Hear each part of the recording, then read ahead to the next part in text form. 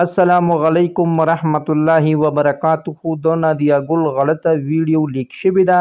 نادیه ګل دا غلطه ویډیو چا سره جوړه کړې ده نو ټول معلومات در سره زمونږ دی ویډیو کې وګورئ. کو تاسو زمونږ چینل کې نوی وئ نو مهرباني وکړئ زمونږ د چینل مها در سره سبسکرایب کړئ او خوا کې ور سره د ټلۍ بټن ووهئ چې تاسو ته زمونږ خبر ډیر زر در رسي. ملګرو د پښتو مشهوره سندرغاړې نادیه ګل چې دا د چارسدې اوتمانزو اوسیدونکې ده او دا د منصف ښځه ده. خو اوس په سوشل میډیا یو ټرند ډیر تیزی سره روان دی چې د نادیه ګل یوه داسې غلطه ویډیو هم راغلی ده چې یو هلک له غاړه ورکړې ده او هغه سره غلط حرکات هم کوي.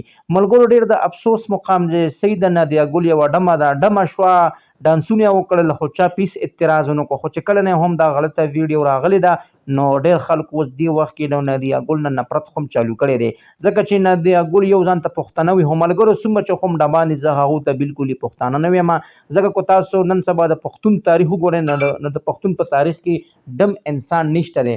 نو ملګرو ډیر د افسوس مقام دی او ډیر د جړا مقام دی ځکه چې نن سبا په سوشل میډیا باندې همدغه ډمان را روان دي او غلطي ویډیوګانې د هغو لیکېږي چې دې سره زمونږ د پښتون نوم په شرمونو باندې وشرمېدو. ملګرو زه خو نادیه ګل ته دغه خواست کوم ته خو ډمه شوې لاړې په دوبۍ کې د سټیج شوګانې هم جوړې کړې خو تا له داسې کار نه دی پکار چې یو تا داسې غلطه ویډیو ستا لیک شوې ده چې ته یو هلک سره په غېږ کې ناست یې. زه خو پیله لعنت ستا په خاوند باندې ویم چې هغه ته ولې غږ نه کوي چې ځکه که نه چې تا ولې داسې غلط کارونو ته پرېږدي.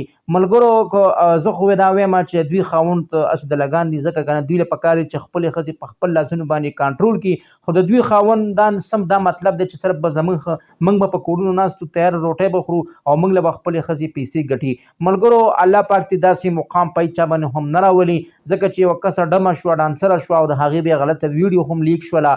او ملګرو کو تاسو هغه ویډیو کتل غواړئ ځکه چې کوم هغه ویډیو اوس په یوټیوب باندې ورکړل نو هغه ویډیو د یوټیوب خلاف ورزي ده نو تاسو موږ ته په کمنټس کې خپل د واتساپ نمبر راولېږئ چې تاسو ته موږ هغه ویډیو درسین کړو چې تاسو هغه ویډیو په خپلو سترګو باندې وګورئ چې یقین هم پیدا شي.